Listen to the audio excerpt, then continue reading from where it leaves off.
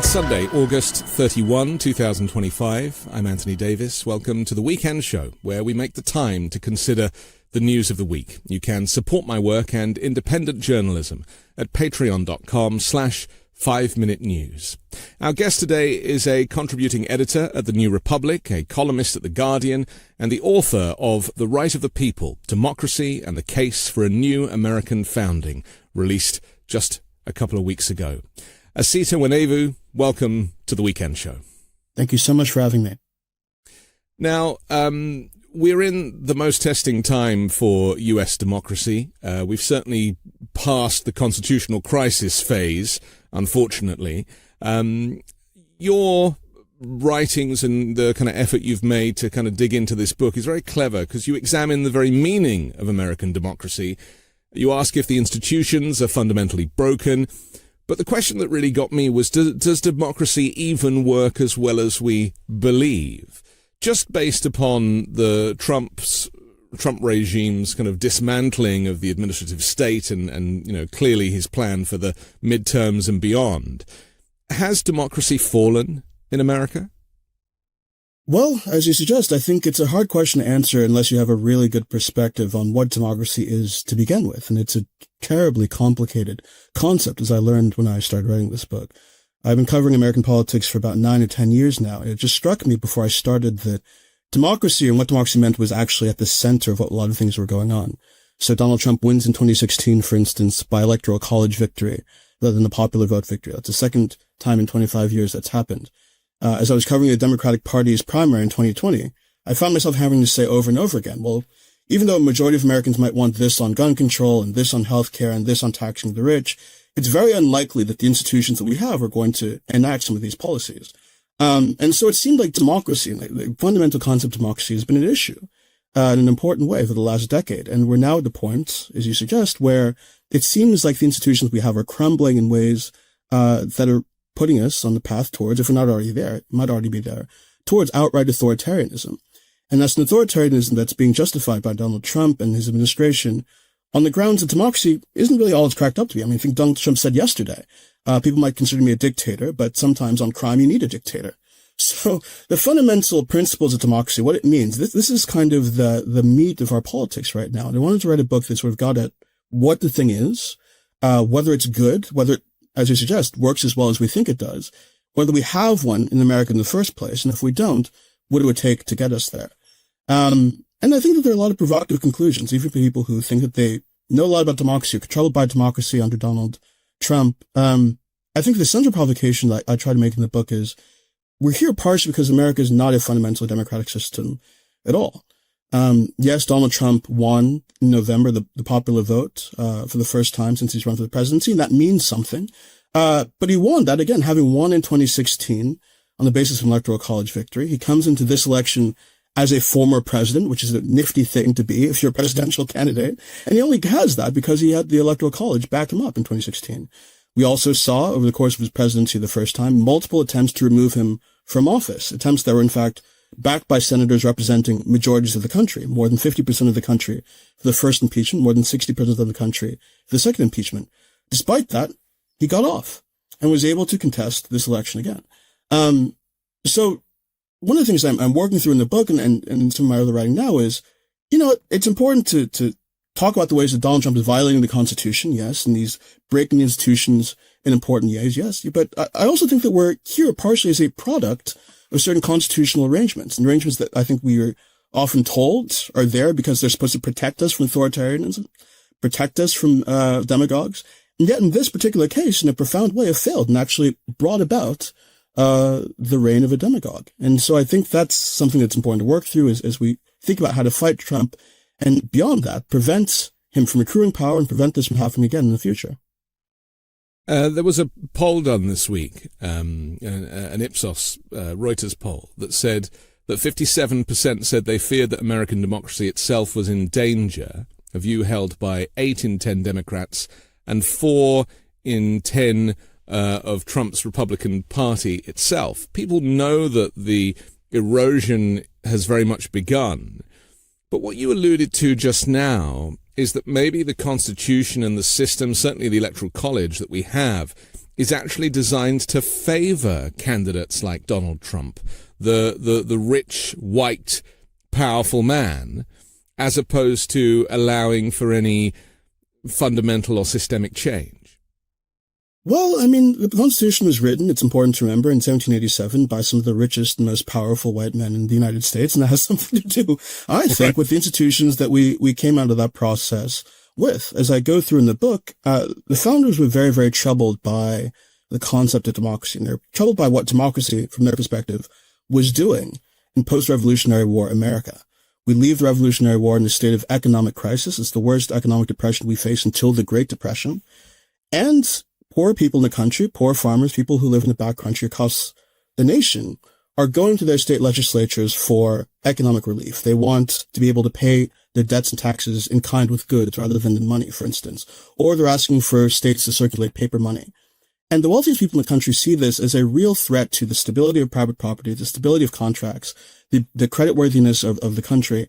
And they think it's kind of irresponsibility. You should be able to pay down your debts and not rely on government relief.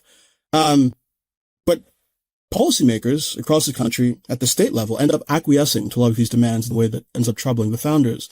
And so they come to Philadelphia in 1787 with a real resolve to create a political system that is the true sovereign federal government. The federal government under the Articles was kind of impotent and ineffectual, which is why so much policymaking happened at the state level. They wanted to create a sovereign federal government that would be able to act upon the American people directly, that would ask them for things directly, and that would make it very, very hard also to enact populist or majority-favored economic reform, which they thought was a threat to private property and the wealthiest people in the country.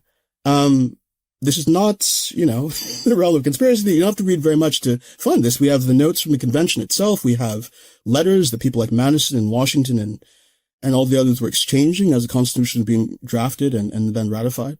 There's a great book by Harvard's Michael Klarman called The Framers' Coup you can read for probably more information you would ever want about the process of drafting the Constitution. But we know from those documents that there's institutions like the Senate, like the judiciary as it's been structured, like the size of districts in the House and so on, as things that would make it very, very difficult to craft democratic majorities, because they wanted a form of Republican government where power would be distributed, certainly, but they didn't believe the power should flow directly from the American people in the majoritarian way. And that's why we have the system that we have. And things have changed. We have the direct selection of senators now.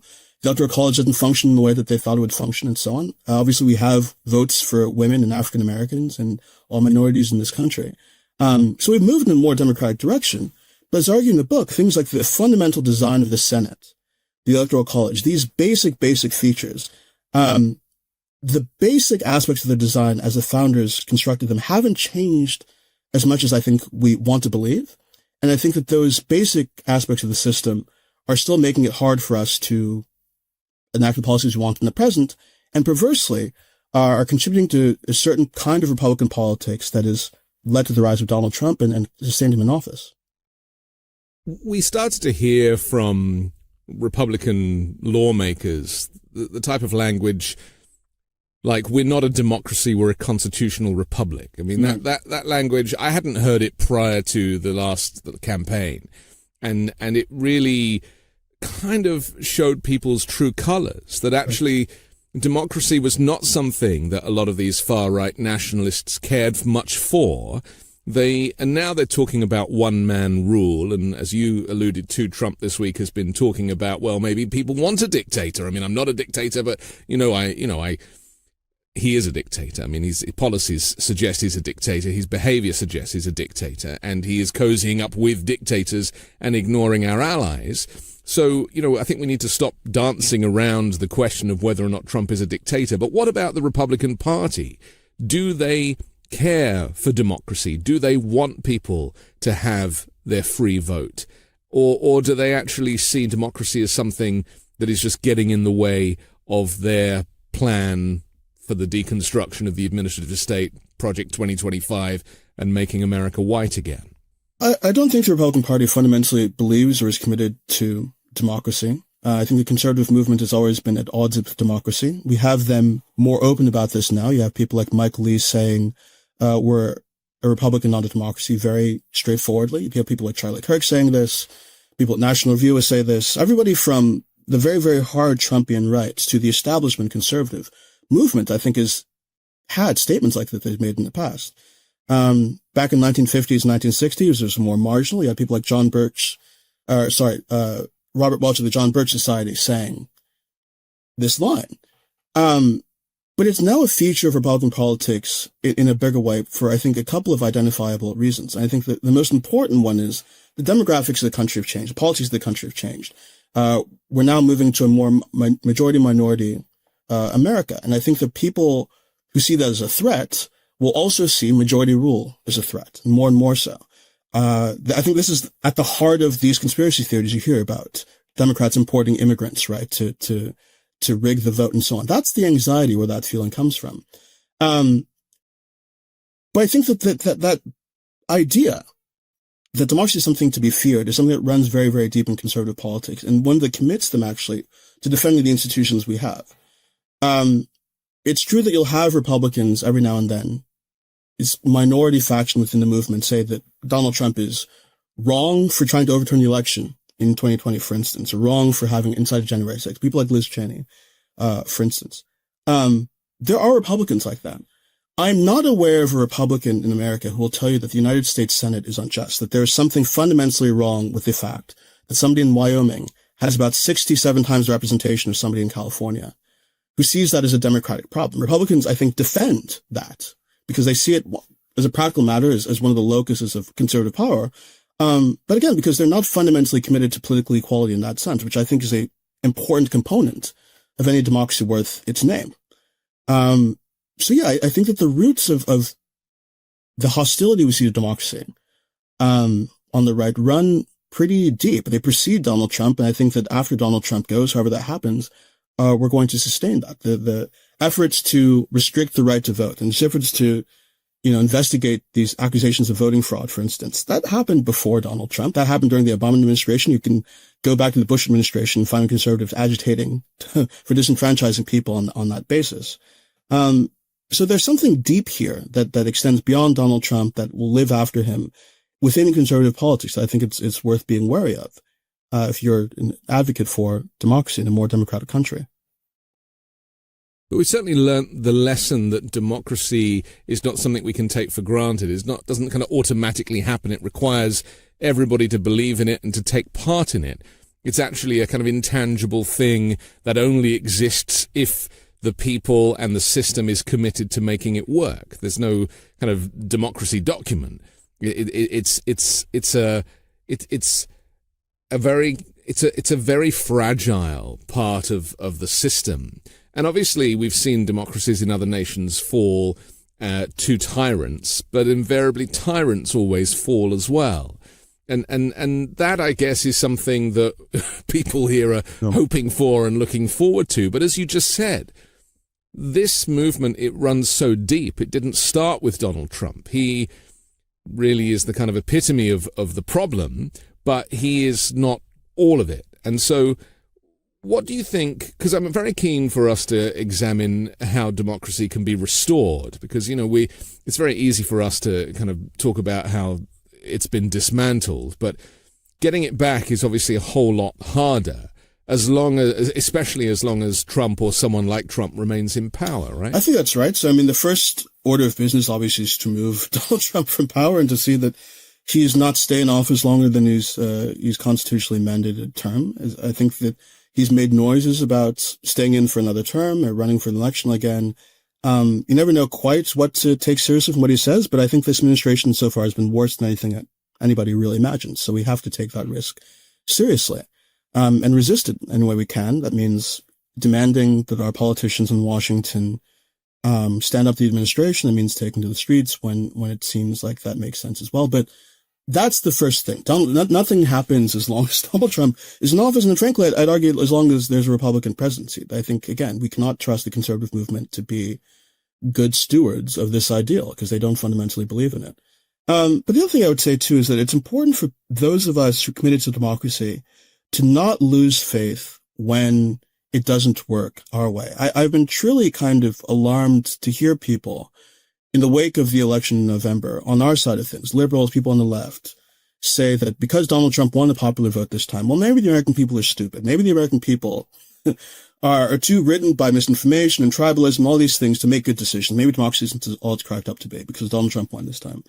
That I think is a mistake. You can't be a fair weather friend of this ideal, because if you are, it makes the system more vulnerable to authoritarians who will then say, well, they don't actually believe in this. They believe in this only when they win. So why should we bother with it at all? You have to be truly committed to the process, respecting the process, and also having faith in your capacity to go out there in the next election, next contest, make a different set of arguments, do something different in your political strategy, and win. This is an ongoing process. It's an ongoing system. It's not something that sets in stone a victory for all time. The power of democracy is in dynamism, but to accept that, you also have to accept the possibility that you're going to lose. And look, there are things we can do to improve the electorate and make us more informed and better aware of the information we need to make good decisions. In Europe, for instance, they invest a tremendous amount in the public media system. Here we are right now, at this very moment, attacking the little public media we have in the United States, but we know, exactly, but we know that, from close study that public media, because it's non-partisan, non-commercial, can actually inform people better, get them more aware of the facts they need to know, than a system without a robust public media infrastructure. Investing in civic education, is another thing that I think is worth talking about. So there are things that we can do to build the public's capacities and insulate ourselves from the appeals and demagoguery of people like Donald Trump. But in democracy, sometimes you're going to lose. Sometimes the people are not going to make the right decision.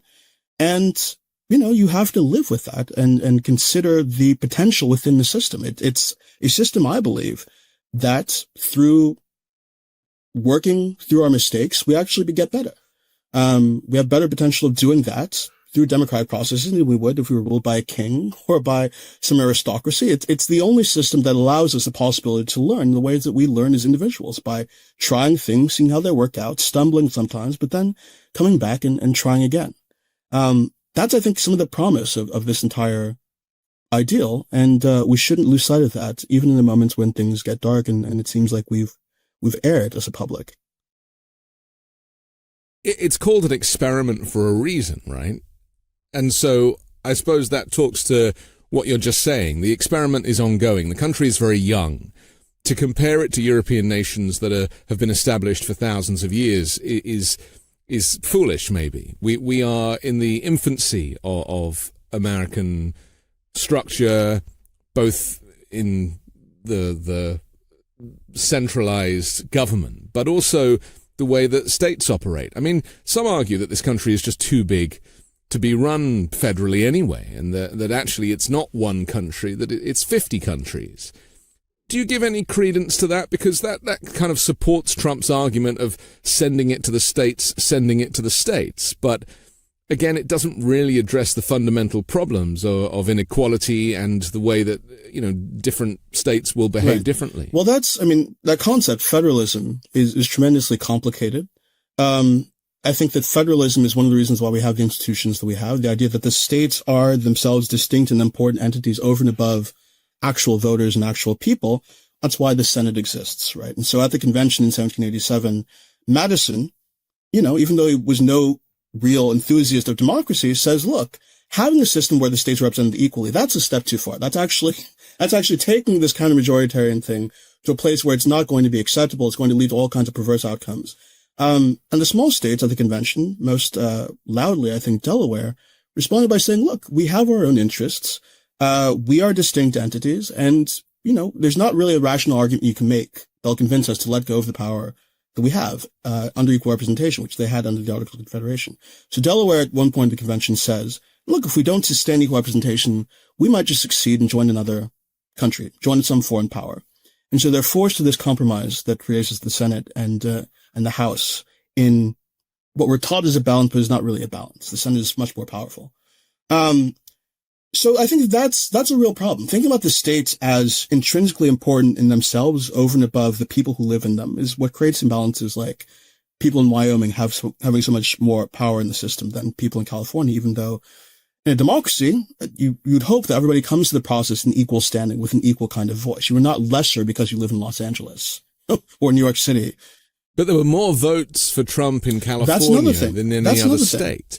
And that's the irony of this system. That's the irony of the system. And I think, too, the other thing about treating states as distinct and important entities is that it confuses our picture of what politics even looks like. You look at that map during a presidential election of the Electoral College and who won which state, the blue states and red states. You look at who represents the states in the Senate, and you have this big blocky conception of America. This is where all the liberals live over here. This is where all the conservatives live over there. When in reality, as you say, people are all mixed up. There are more people who voted for Donald Trump in New York City in 2016 and 2020 and 2024 than there were who lived in both of the Dakotas combined, just because it's a large city. And conversely, there were hundreds of thousands of people in the Dakotas who voted for Hillary Clinton and Joe Biden and Kamala Harris. But we don't talk about politics in that way. We talk about politics as though there are these kind of vast gulfs between where conservatives are and where liberals are. And that actually contributes, I think, to political division. It distorts our understanding of who we are as a people. And I think it's one of the things that's made it so hard for us to come to reasonable argument and discussions about what's going on with the country. So, for all of these reasons, I think that the states, taking them overly seriously as entities can be really problematic. Obviously, there are inequities, too, in the number of resources you get, depending on what state you happen to be, where you happen to be in the country. On the other hand, though, we've seen in the last couple of years that federalism can actually be an important bulwark against fascism.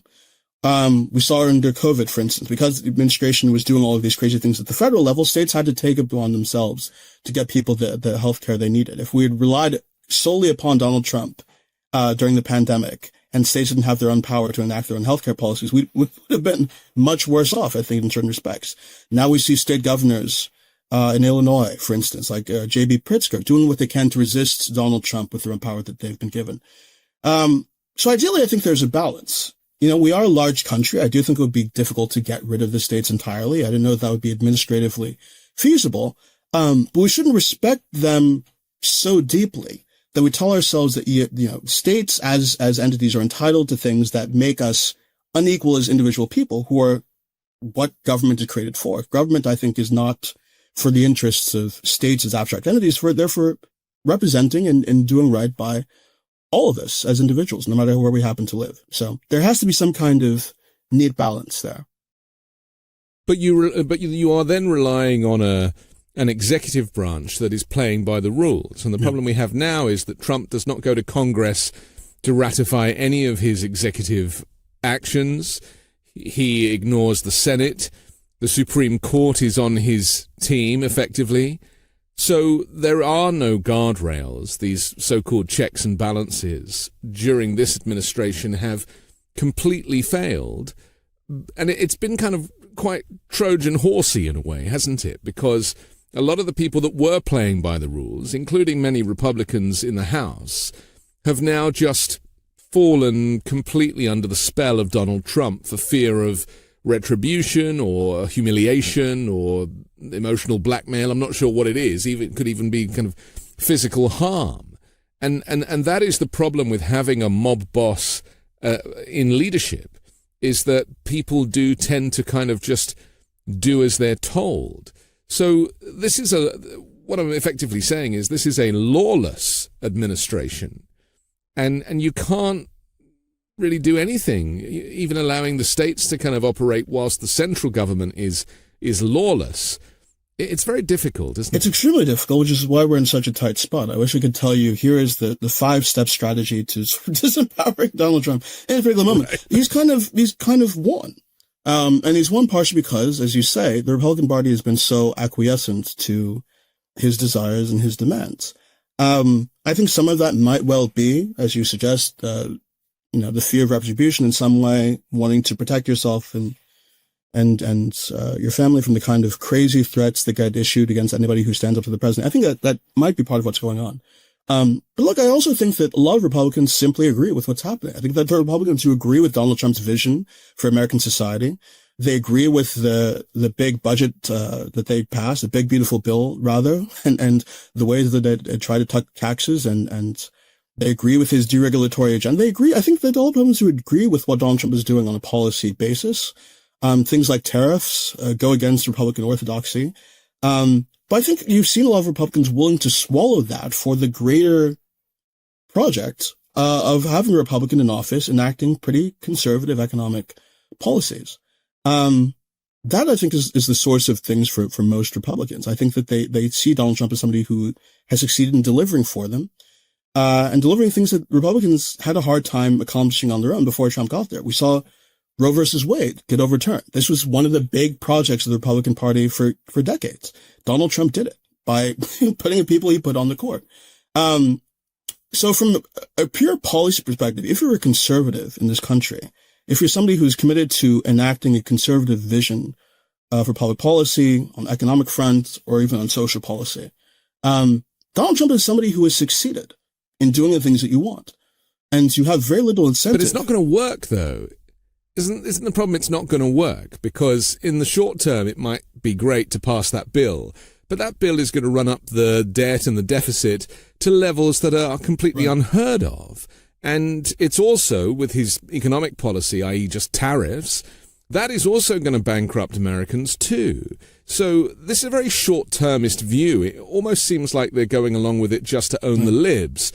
But actually, they're doing themselves and the country a disservice. Well, I certainly agree with you. I don't know if they see it that way. Republicans, even before Trump, were happy to run up the deficit to pass tax cuts under Bush. And this has been part of their policy agenda for a very, very long time. I don't think it makes sense. I think that we're in a pickle now, but this is what they believe, or at least is what they've told themselves that they had to sell to voters. And one of the things I think is important noting, too, how much do Republicans actually have to fear the American public holding them accountable, given the structure of our political institutions? Most people are in safe seats in Congress. Most elections are not especially competitive. If you're a Republican, most of the time you're accountable mostly to Republican primary voters and not the general electorate. Obviously, as we discussed the Electoral College, you don't have to go to New York City or Los Angeles or Chicago to win a presidential election. You have to go to parts of the country that are more conservative.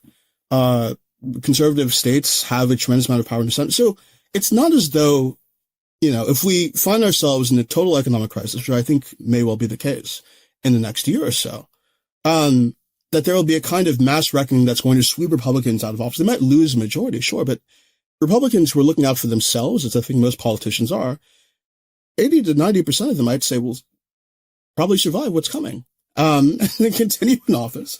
Because we don't have a system that's very good at holding people accountable in a democratic fashion. So they can pursue these policies and talk about unpopular things like this occupation of Washington, D.C., for instance, or trying to overturn Roe v. Wade, which they did, which is very unpopular, without having to fear that there's going to be some kind of electoral penalty for them.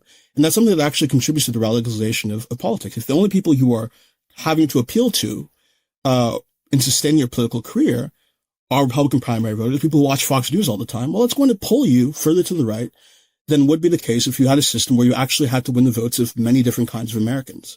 And I think that's one of the reasons. But what you're describing is that we've never had a democracy, Osita. That's my concern, is that we talk about this rhetorical democracy. But as you describe it, based upon the fact that the Electoral College is stacked against Democrats and favors Republicans and can be manipulated based upon where you run and how much money in your campaign, none of that is a recipe for a democracy. We've been kidding ourselves. Well, it's certainly my argument. It's a difficult thing, I think, to get people to accept, because we all come up with this idea of America as the paradigmatic democracy, right? We're imperfect in certain ways, and the founders, themselves were not perfect, but, there's something fundamentally democratic about the system. We just have to patch things up and make these changes here and there, and then we'll, move slowly towards being the country we want to be. And I think the problem is much more significant than that. I think these institutions are fundamentally anti-democratic in design, and the changes we need to enact to make them democratic are actually quite significant. The Senate is the locus of this. But, we have a very blatant example in what's going on with Washington, D.C. right now. So this is a city of about 700,000 people that does not have full representation in Congress. They have a non-voting delegate, Ella Holmes Norton, who cannot vote in the final passage of legislation. So this is a city that is governed by the federal government without any real full say in federal governance, the way that most Americans have their own say. In fact, we can see that, for certain reasons, because DC is a constitutionally mandated district, Donald Trump can do a lot of things without the approval of DC's residents. He can commandeer the National Guard. He can commandeer the police force.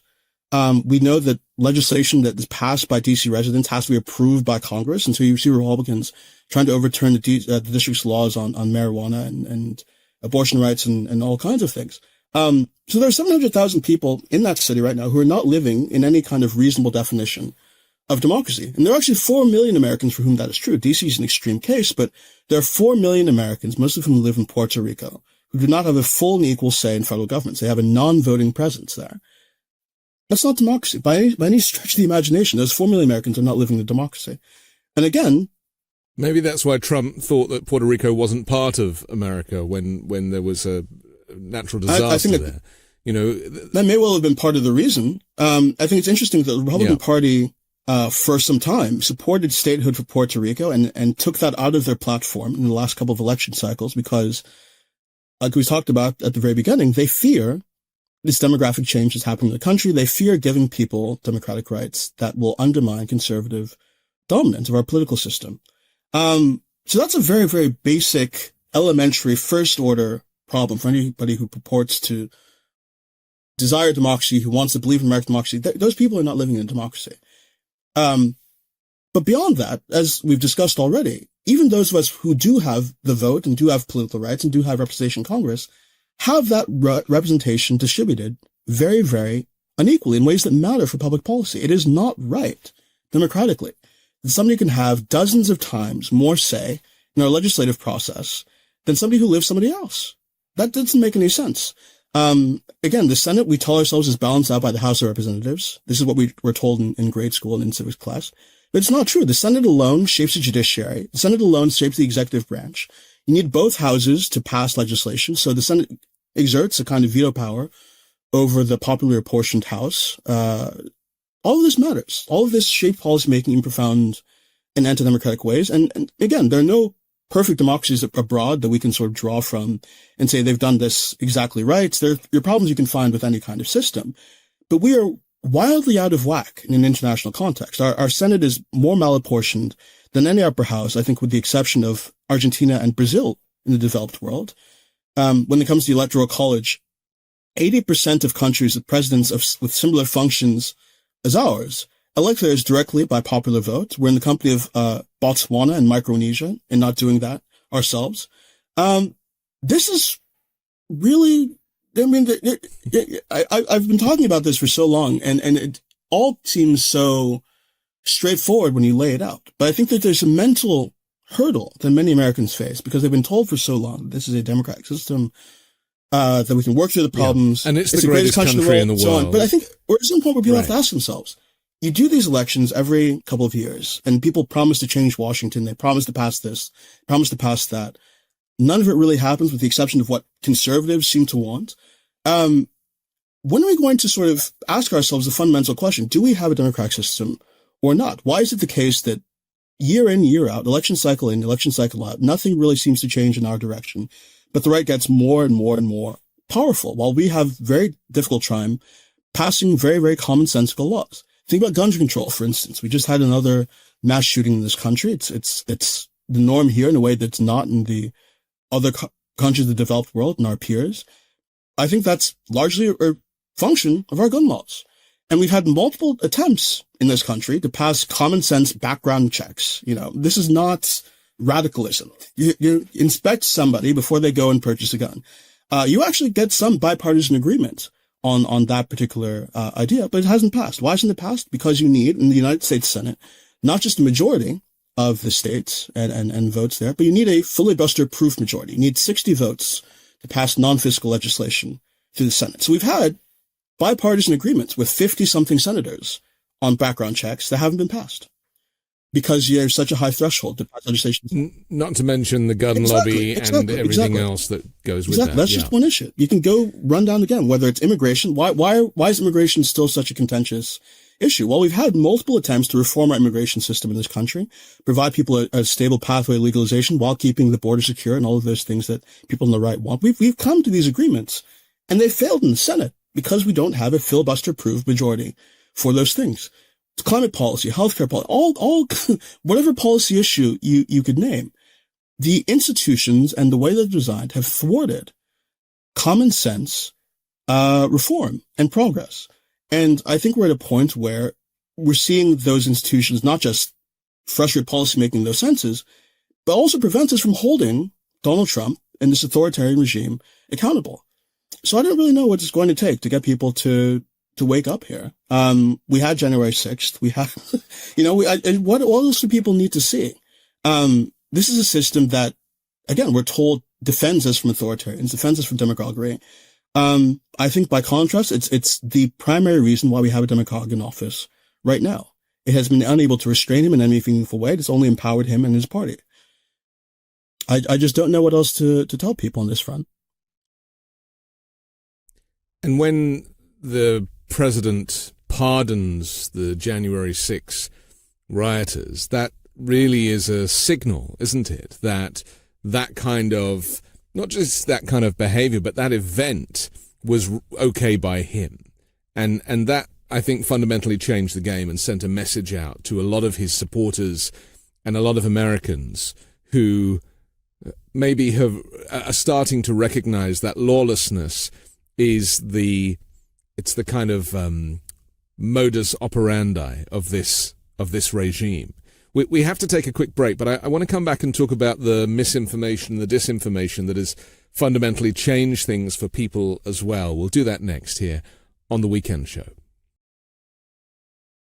One day it's cool, the next I'm sweating through my clothes. I realized it's time to switch things up, and Quince had exactly what I was looking for. Lighter layers, better fabrics, and prices that don't make you think twice. The best part, everything with Quince is priced 50 to 80% less than you'd find at similar brands. By working directly with top artisans and cutting out the middleman, Quince gives you luxury pieces without the crazy markups. And Quince only works with factories that use safe, ethical, and responsible manufacturing practices and premium fabrics and finishes. My Quince black t-shirts are my go-to every day, unless I'm in formal wear.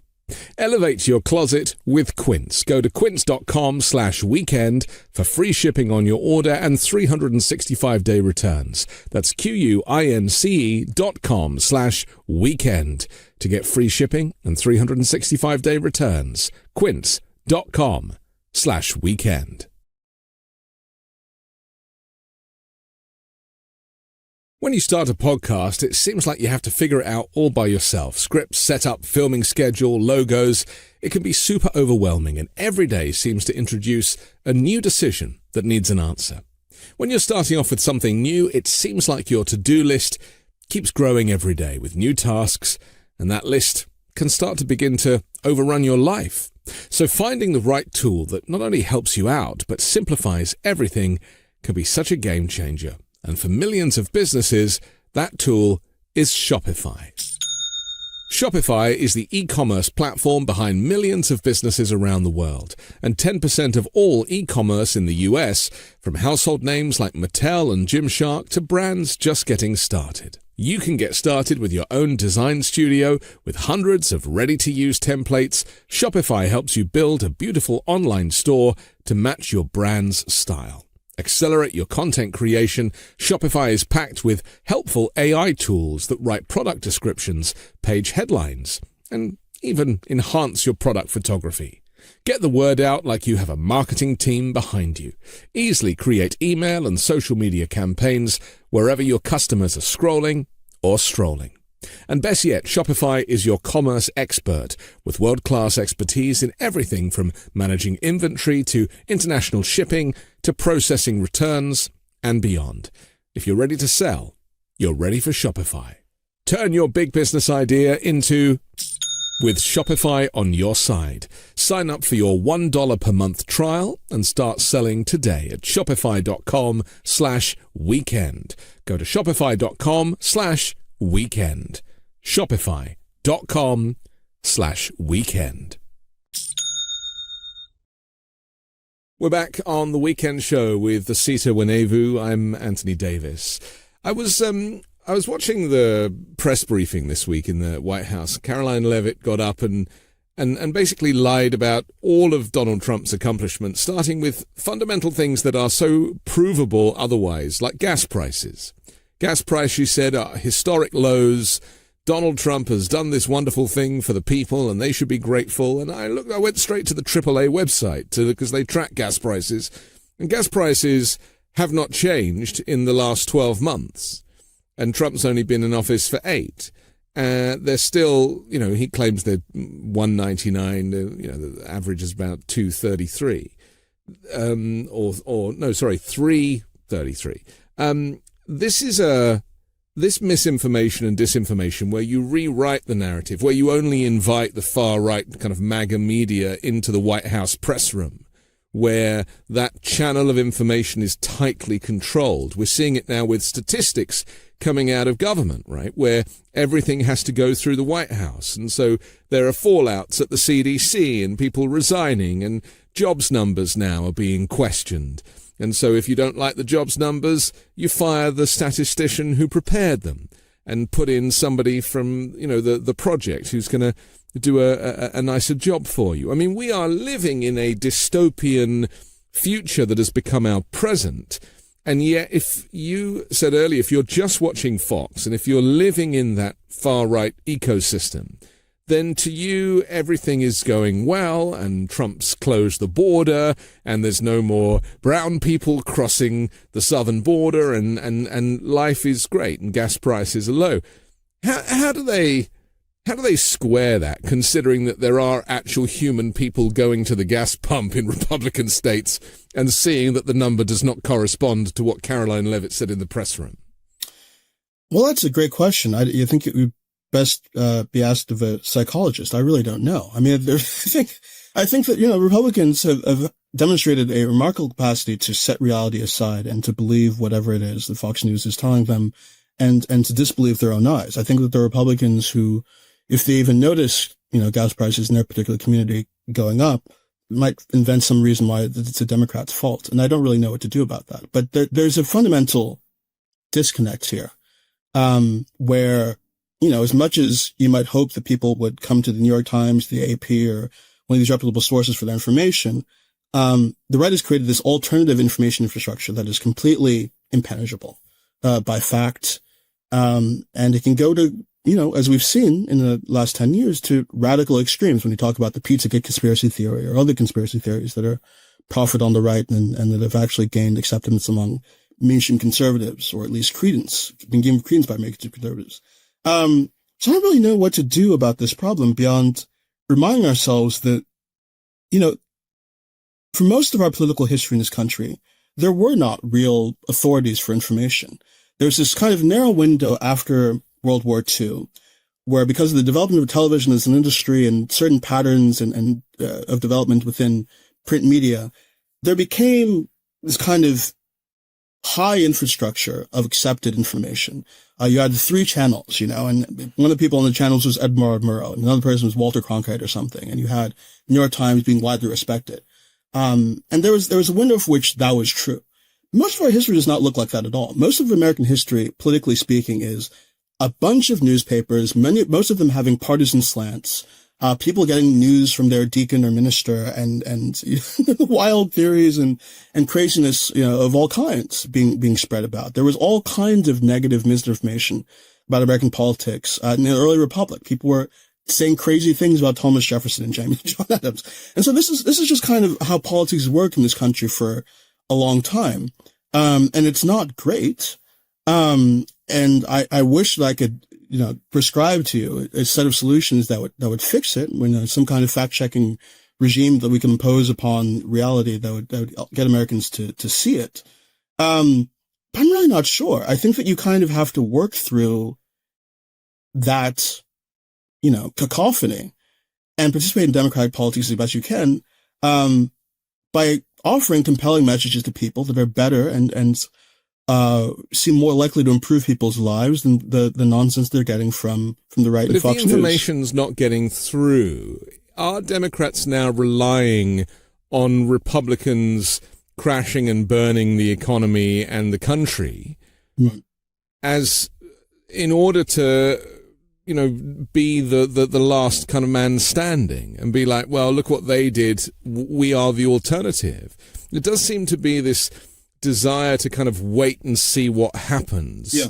Meanwhile, we have leaders of European nations now, well, all over the world. I mean, the Japanese leader refusing to take Donald Trump's calls because they know that he just lies to the public about what conversations they've had and ultimately is trying to pivot the US to be more aligned with Russia and our enemies than with our former European allies.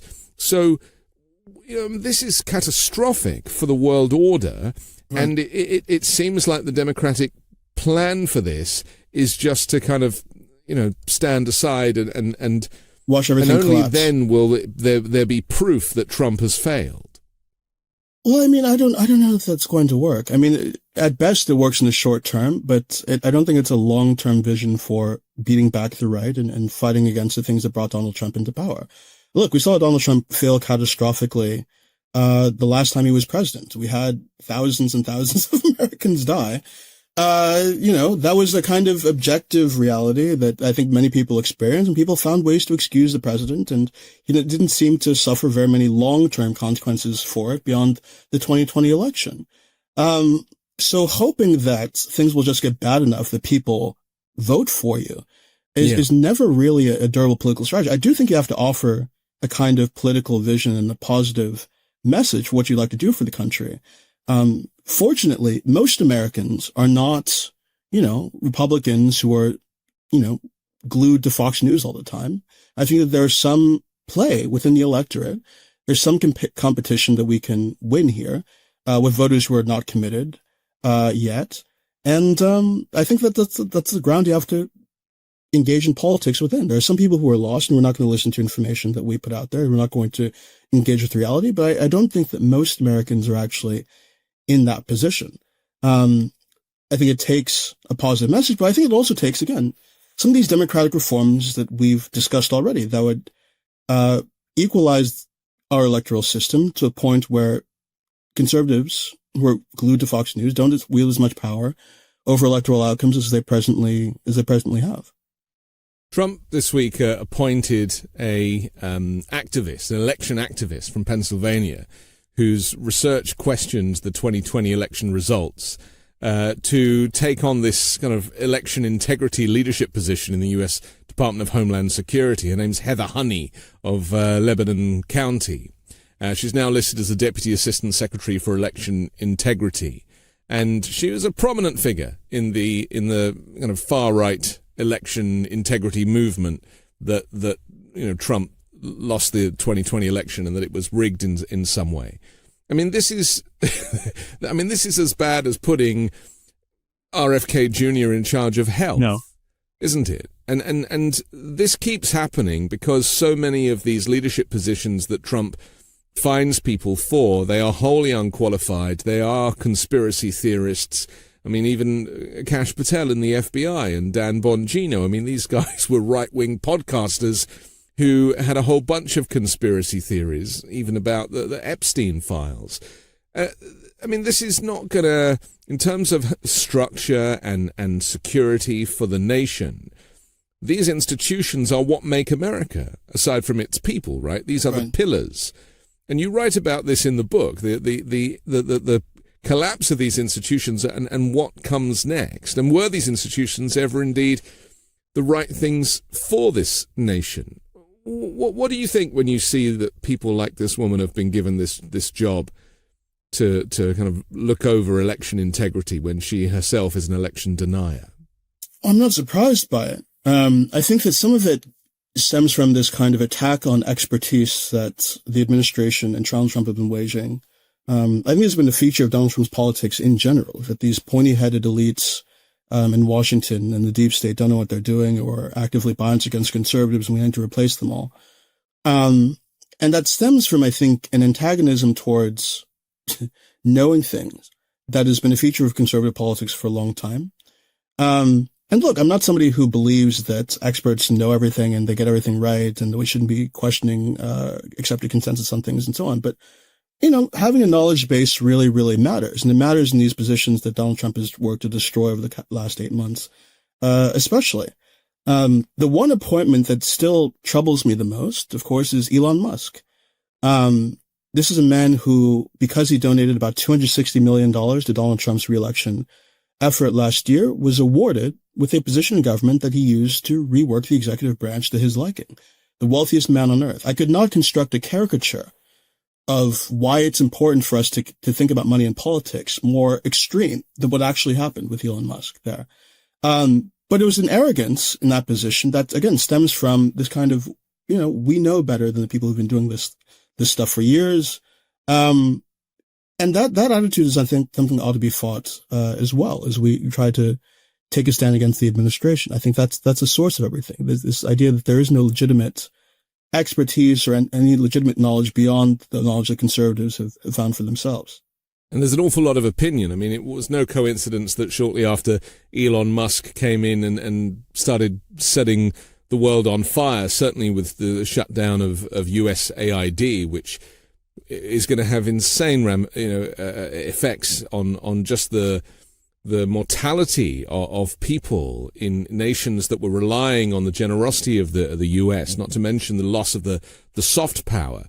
But that Trump then invites a bunch of white South African farmers to have free passage to the US, claiming that there is a white genocide going on in a country that Elon Musk was formerly living in. I mean, this is unprecedented, and I'm sure you saw that sequence in the aircraft hangar where these people were given US flags, and I mean, it was agony and embarrassing, and yet that is their success story as far as Trump is concerned. Yeah, I mean, every day is a new embarrassment, and we've got several more years of this. I mean, it's difficult to stomach, but I think that we can only kind of work our way through this towards something better and defeating the right if we, again, offer the American people a real vision of where we're going, not just, the things that are bad about this moment or the things that are going to be bad about an economic crash when it happens, in the hopes that they'll just come swinging over to us. I mean, both parties are widely disliked. I don't think that should be the case. I think, as many problems as I have with the Democratic Party, it should not be polling equivalently with the Republican Party right now. Right. So there's a real issue there. And if all it took to defeat Donald Trump were to sort of lay out the litany of things that he's done wrong, all the ways that he's offensive, all the ways that he's corrupt, and so on, he wouldn't have won this last election. I think Democrats actually did a reasonable job of doing that, and a reasonable job too of talking about the threat he posed to democratic politics and the fact that he was going to be an authoritarian. But it didn't work, and I think that we should ask ourselves why it didn't work and try to sort of work through a different political approach and have real debates about what that means and what that is. So I don't know. Maybe the American people do, partially as a function of what happens in the next several years, turn away from Donald Trump purely on the basis of their own experiences. But I don't know. I think that Trump succeeds, partially because he's an unconventional figure. He's somebody who sort of violates the norms of politics in ways that critical portions of the electorate find exciting and interesting. There are people who didn't think Washington worked. And so to say that Donald Trump is going to come in here and break up these institutions, that was actually a reason why some people were drawn to him. And if you're not responding to that, and if you're not developing a political strategy that taps into that, I think we're going to find ourselves very flat-footed in our efforts to move beyond this. What about what's coming out of California? This idea that because Trump asked Greg Abbott to find him 5 more seats and that they could redistrict and redraw boundary lines to achieve that, which they've now approved. Yeah. California responds by doing the same under Gavin Newsom. Do you think that is the right way to kind of play this kind of game of chicken when it comes to majorities? Well, I mean, as much as I wished that the American voter was really plugged into the mechanics of redistricting, I think that the thing that comes out of California that is worth drawing from maybe is just this sense of fight, the sense that this is somebody who is willing to actually compete on the same terrain as Donald Trump and the right, who is interesting to watch, who is, trying to be entertaining, who is offering something different than politics as usual. I have many, many, many critiques of Gavin Newsom that we're not going to get into on this program because it would take us the remainder of the time that we have. But as far as political style is concerned, I think that he is closer to the mark than a lot of other Democrats who I think would prefer to be in this mode where they're constantly talking about the norms that are being upended and trying to return to the politics as usual pre-Trump. We've left that world entirely. I don't know that we're ever going to get back to it. And I think that the moment really demands fighting fire with fire. And I think that the Democrats who prove willing and able to do this are probably going to succeed both internally within Democratic primaries and within the general election more than Democrats who try to adopt the approach of, democratic normalcy and returning to the way politics were. He's not scared, is he, Newsom? I mean, that was very clear when Trump showed up after the wildfires and he didn't want to meet Newsom, but Newsom showed up at the airfield anyway and just waited at the bottom of the steps and then poked him in the chest. And this was like, we'd never seen this before. Right. And weirdly, it kind of worked. Like Trump appeared to have short-term respect for Newsom for standing up to him. And we've seen this with other leaders in the world, not least Claudia Sheinbaum in Mexico. Is this kind of a unspoken rule that actually Trump is a coward, and because he respects strong, powerful people, that to be strong and powerful is a way to win him over? Yeah, I mean, we've been with this man for about 10 years. And one of the things I think we've learned is that he's very lazy. He will make feints at doing certain things and there's a lot of bluster involved, but he doesn't have the determination and the persistence to carry a lot of things that he tries out. And if he meets resistance, he actually backs down more than I think we tend to appreciate. But also just as a matter of principle, like, why wouldn't you stand up to this man? Like, why, just as a matter of righteousness, showing a kind of backbone is, I think, what morality demands. Even aside from the question of political strategy, this is a fascist administration. This is an administration that is taking people off the streets for expressing an opinion and putting them into unmarked vans. This is an administration that's taking people who are innocent and sending them abroad as punishment. Why, on what grounds would you not do everything in your power to, at this moment, this juncture we're in American history, to plant a flag and say that we're not going to bend the knee? I think it's just the right thing to do. I think it also, as you say, happens to work sometimes and more than we appreciate, but also just, I can't even enter the mode in which you would contemplate whether or not resisting Trump is the right thing to do. It just is. It just is what the moment demands of us. Yeah. I'm quite shocked at how little pushback there has been. And I put it down to the fact that the US is simply not cut out to handle and manage an authoritarian takeover of government. We've been led to believe that, this is the land of the free and it's the greatest country in the world and other nations want to copy our democracy and all of this stuff.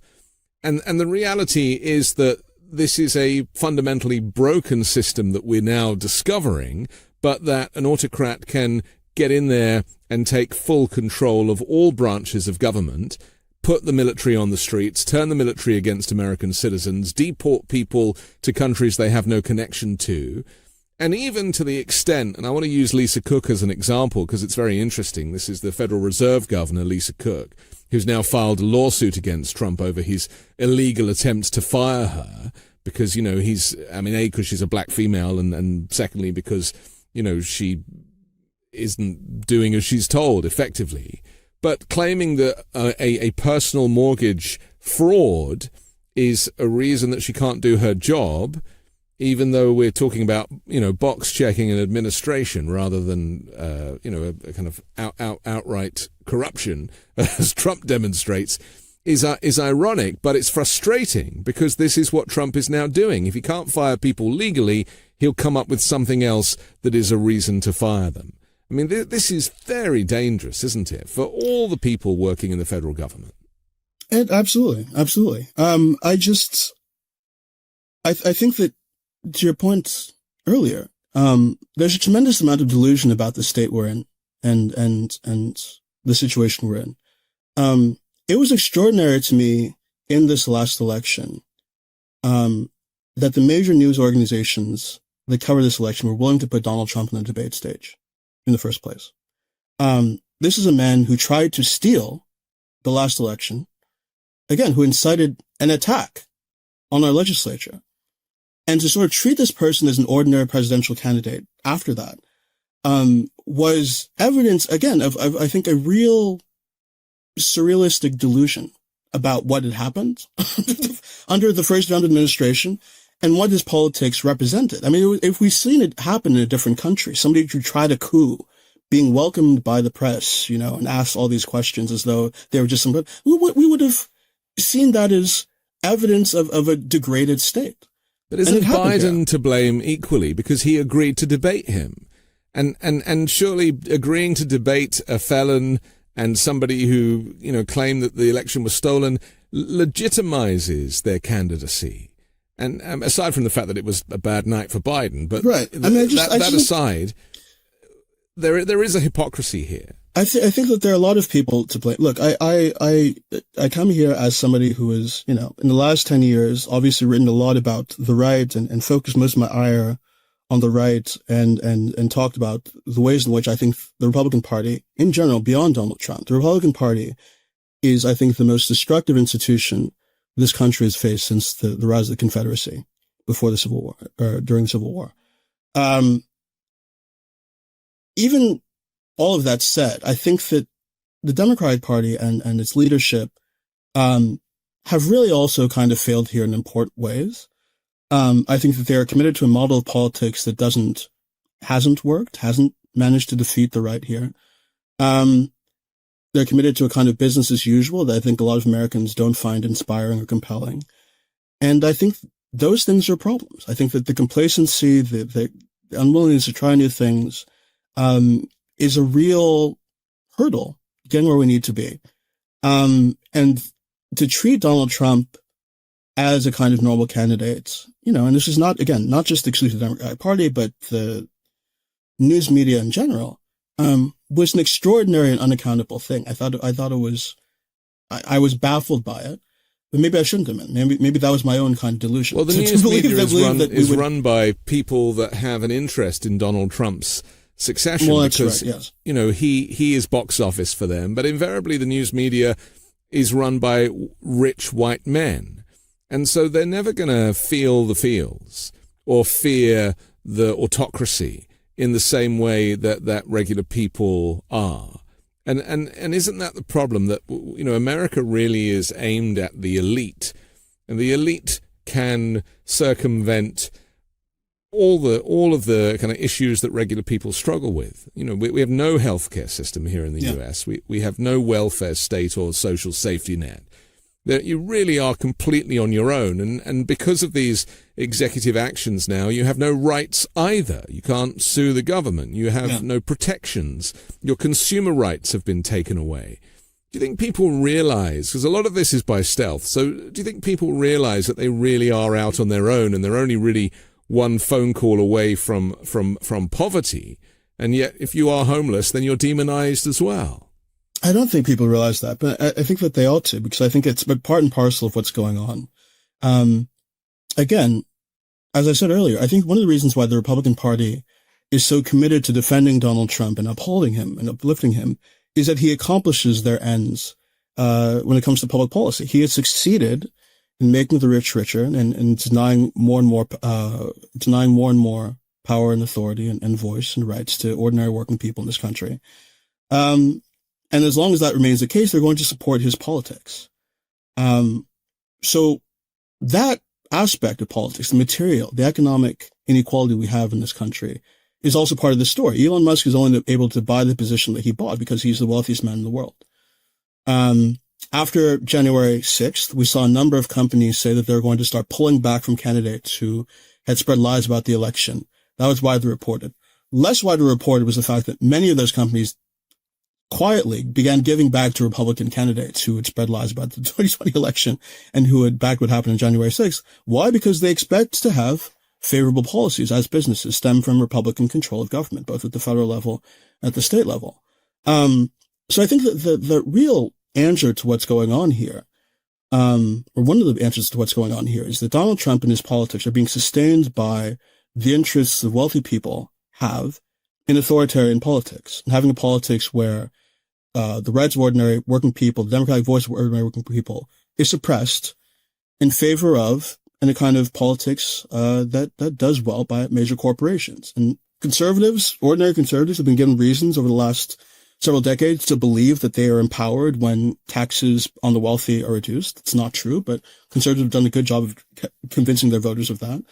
And that's the basis of Republican politics. That is why the party exists, and that's what it exists to do.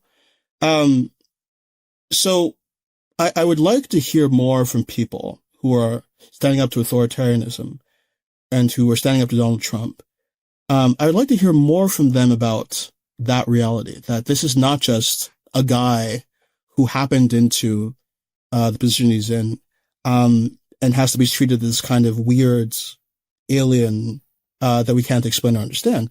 I'd like people to talk about the fact that Donald Trump, who is himself a billionaire, by the way, has been brought to power substantially on the basis of his ability to deliver to major wealthy people and corporations in this country.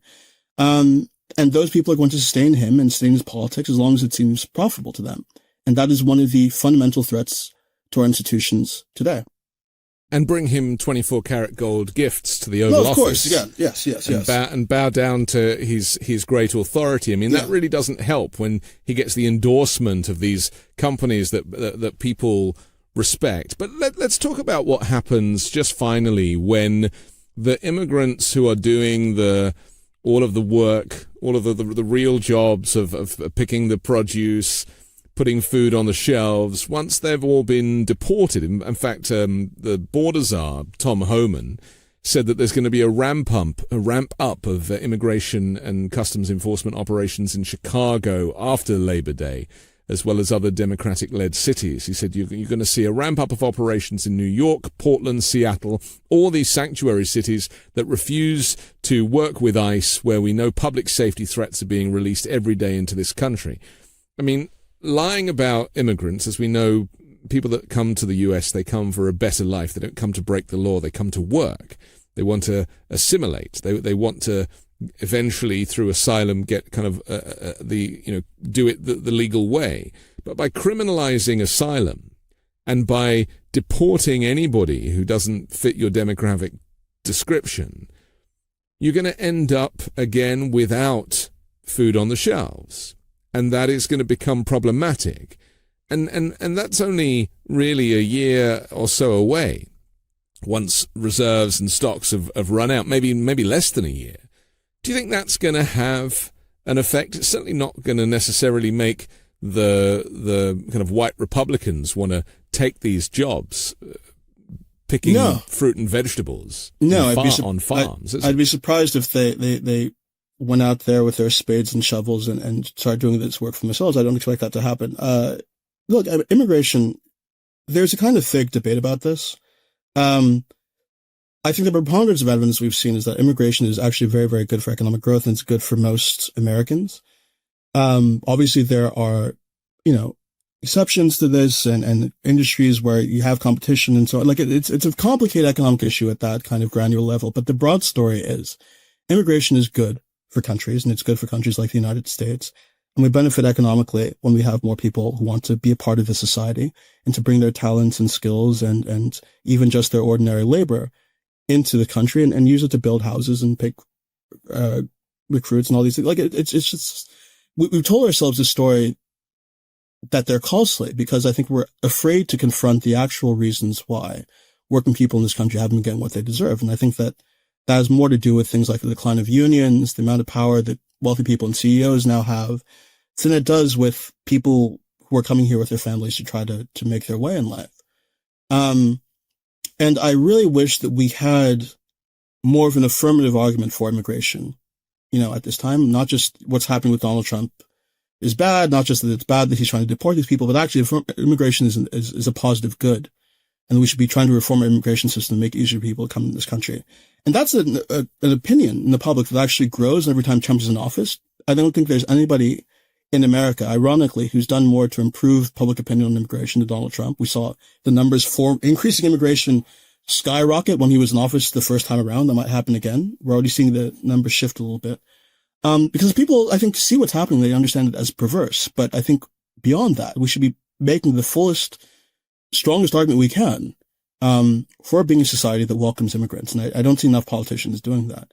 And I'd hope that as they do that, they make more than just an economic argument. I mean, I think our value as human beings is not just what we contribute to the economy, as important as that might be in certain respects.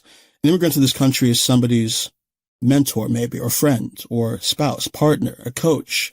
You know, these are people who are embedded within communities and exist as pro-social, good human beings who have their own dignity and worth, and they all benefit from knowing and getting to know and loving if we do. And, it's not all dollars and cents. And I'd really hope that, the silver lining of this moment in our politics is that we come to a better place with immigration where we are willing to say that, knowing what the consequences of turning away from that idea are, and having seen that and having witnessed them in Donald Trump, we're willing to embrace our status, our standing as a society of immigrants, more forthrightly and without reservation. We have to finish, but I'm so grateful to you for your expertise, and I wish you all the best with the book. Osita Nwanevu, thanks for joining the Weekend Show. Thank you so much for having me. I'm Anthony Davis. Don't forget to support me and independent journalism at patreon.com/5Minute News, or by joining the 5 Minute News YouTube channel. And I'll come back next Sunday with a brand new special guest and more factual news to discuss on the 5 Minute News Weekend Show with Midas Touch.